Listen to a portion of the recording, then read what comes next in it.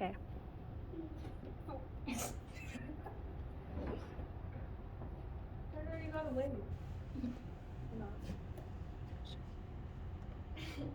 Alright. Well, everyone, welcome to my talk on bees. I'm Jeremiah Brunel, and this is a bee talk called To Be or Not to Be, and it's for my Fundamentals of Oral Communications class. Woo! All right. Well, I hold here in my hand, guys, approximately 1 pound of honey. How many flowers? How many flowers do you guys think the bees had to go to get this pound of honey? I'll take any guesses. What do you think? 1,000. No, a lot more than that. Who's next? Anybody? 100. 50,000. 50,000, 100? No. Actually, 2 million. It took 2 million flowers to get this much honey. So every time you eat a spoonful of honey, you guys are consuming the nectar from thousands and thousands of flowers. So, as high school seniors, you guys probably have had honey once or twice in your life. You probably did so without even thinking about how the bees made the honey or how the beekeepers processed the honey and put it into the jar for you. So today, I'd like to talk a little bit about beekeeping and what it's like to be a beekeeper. Well, these are my pictures. Those are some bees I had, and that's me behind the beak there. I've been raising bees myself for about 7 years now. At the high point with my most hives, I had 12 that I was running in Rathdrum on a farm. And I've extracted personally gallons of honey, and I've been stung more times than I can count. So today, as we talk about bees, I'd like to just touch on what is the history of beekeeping, how do people keep bees, and why would someone choose to raise bees? So let's start off by thinking about a world without sugar. Can you imagine how bland that would be? Now, in this world, there is some form of sugar, but that sugar is guarded by thousands of angry bees. Would you risk it? Would you be willing to get stung over and over again just to get some honey? This is the predicament that ancient humans used to face. We started our relationship with bees by harvesting honey from wild hives. Now, according to the podcast, The Honey Hunters of Bicor, the oldest evidence we have of humans raiding wild beehives dates back over 80,000 years. And it's a cave painting on a rock in Spain. So as you can see in this picture, someone is climbed a ladder to get to a beehive. They've got their basket next to them, and there's bees swarming around them. So we used to get our honey from hives like this, but at some point along the way, we decided we should keep bees instead of going after wild ones. So the oldest evidence we have of bees being raised in a box or anything like that is in ancient Egypt. And now, according to research presented in a historical study called Bees and Beekeeping in Ancient Egypt, they used the honey not only for offerings to the gods, but also in their religious ceremonies. Now, if you see in that picture or the hieroglyph there, the clay things in the middle next to the bees, that's what they would keep the bees in, little clay pots. And the only problem with this is that if you want to get the honey out, you have to kill the bees. So it wasn't until a gentleman with the last name of Langstroth came out with a hive like this, with removable frames, that modern beekeeping was born. So now in this day and age, we've got boxes like this. He came up with a design that has removable frames. So if you want to get the honey out, now all you have to do is pull one of these, wipe off the bees, and you're able to extract the honey and easily put it back after you get the honey. So because of that and suits like this, we now live in a magical era where beekeeping can be done by anyone. So you got to ask yourself, why? Why would you keep bees? What's the point? Honey's a real good reason to, right? But did you know that also you could get from the comb wax that you guys could use to make candles or cosmetics? And also, people like to keep bees because of the duties they do for pollination. So when a bee goes up to a flower, he's going to put his mouth in there and he's going to grab out the nectar. And then as it comes back to the hive, it's going to go into one of these little honeycombs here and shoot the nectar into that.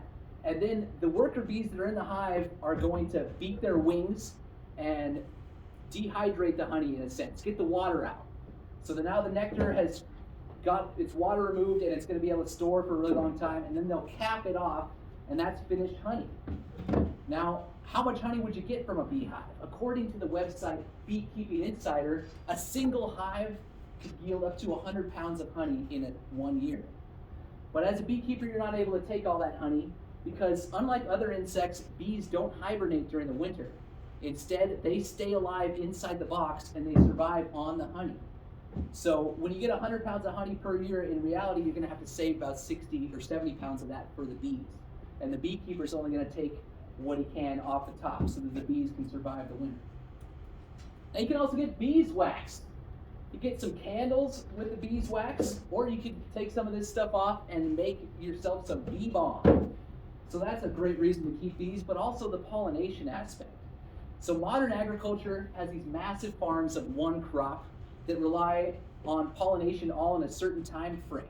Well, the wild insects can't really do that, so we rely on bees that we can release that will do all the pollination for us. So if you look here, you can see a bee's going to an apple blossom right there. He's going to get covered in pollen like that. She's going to get covered in pollen like that. And as she goes to the flower after that, she's going to deposit some of the pollen, and that's going to cause the flowers to be pollinated. So what I want to draw your attention, though, is the bottom picture there. See how the bee's got these pollens on its legs? So not only is the bee taking pollen from flower to flower, but they're also collecting that pollen, and it's going to take it off, rub it off of its head, and store it onto its legs, kind of like saddlebags on a motorcycle. And then as the bee is coming back into the hive, it's going to come back in, and not only is it going to deposit the nectar that it harvested, but it's going to drop the pollen into the comb as well. And the pollen is what they use to feed the baby bees. So you'll see as you're watching the beehive, all these different colors of pollen coming in, because as you can see, some of them are yellow, like that apple one up there is kind of gray. I've seen red and white. So it's really fun to watch as the bees are coming in to the hive. You can see all these different colors of pollen. Well, how would you become a beekeeper? Honestly, with the information that's online and the suits and the boxes, it's really, really easy. Some of the tools you might need is things like this. I've got a hive tool right here, kind of like a sharp on one end with this crooked piece, and with that you're going to be able to come into the box and pull the hives frames apart because the bees are going to glue them all together. I also think you guys might need a brush, because this is going to be covered in bees like that picture there, and you're going to have to brush the bees away so that you don't smash them. You wouldn't want to do that, and also if you hurt a bee, they like to sting you. And then you might need something like this, which is our beekeeper smoker. You start a fire inside there, and when you puff it like this, a bunch of smoke comes out, and that causes the bees to go back into their hive and kind of calm themselves down. It blocks their signal that they send out to be scared. You also need a bee suit, something like this. But let me tell you, a bee suit doesn't guarantee your protection. I've been stung lots of times to get into your suit, and it doesn't guarantee anything.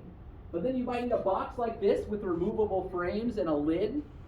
And if you look down the bottom left there, you can also see that's what the bees would show up in. So if you guys bought bees from a hive in California or a place in California, it's a giant cluster of bees, and they're surrounding the queen in there. And that would show up, and you have to put it inside your box. So how do you care for the bees? Well, it's really, really easy. It's not like a dog that you have to feed every day. They go out and they get their own food. But when the spring comes and there's not that much for the bees to eat, you do have to feed them some sugar syrup. So you can see a gentleman pouring some sugar syrup into the hive right there. So in the spring you feed them, and then as the season goes on, you're just going to check their progress regularly. As you open up the hive, you'll notice if they've filled up all the frames, and when they are full or getting close, you want to add another box on there so they don't get too crowded. And then as winter approaches, you get in there and you kind of assess how they're doing, and you're able to take out the honey that you would want and leave enough honey for them so they're going to survive the winter. Now, before I make like a bee and buzz out of here, I just want to remind you guys that we've had a lot of history with bees. We've been raising bees for a very long time. Raising bees is really easy. Nothing could be simpler. They're doing all the work for you. And there's a lot of reasons why you might want to raise bees. It's not just the honey, it's the pollination, it's the wax, and it's the pure enjoyment. So remember guys, raising bees is like a win-win. Not only do you win, the bees win, and the environment wins. All right, thank you.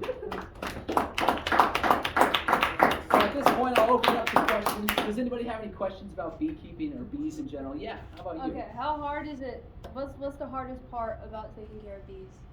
You know, I'd say the hardest part is going out there and after you get stung, still having the guts and being able to go out there, because you might get stung in the beginning of your trip to the beehive, and like most people would want to take the damn suit off and just say I'm done, but really I guess it's determination and sticking it out even after the first sting. All right, anybody else? Yeah, I'd hit you again. How are you thinking? What's the most you've been stung? You know, one trip.